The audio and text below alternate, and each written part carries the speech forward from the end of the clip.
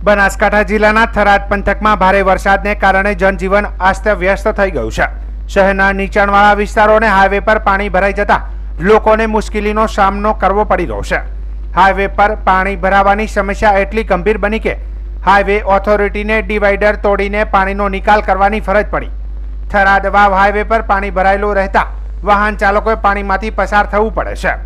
શહેરની green park, ધરણીધર, પ્રગતિનગર અને Ambika society સહિતની અનેક સોસાયટીઓમાં પાણી ભરાઈ ગયા છે। બસ સ્ટેશન વિસ્તાર અને ગોવાળિયાવાસમાં પણ પાણી ભરાયા છે। સર્વોદય, વિનાયક અને સોમનાથ સોસાયટીમાં પણ જળબંબાકારની સ્થિતિ છે।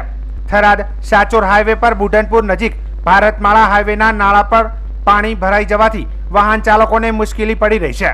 પાણી નિકાલની અપૂરતી વ્યવસ્થાને કારણે લોકોને ઘરની બહાર નીકળવામાં પણ તકલીફ પડી રહી છે। સ્થાનિક તંત્ર દ્વારા પાણીના નિકાલની કામગીરી શરૂ કરવામાં આવે તેવી લોક માંગ ઉઠી છે।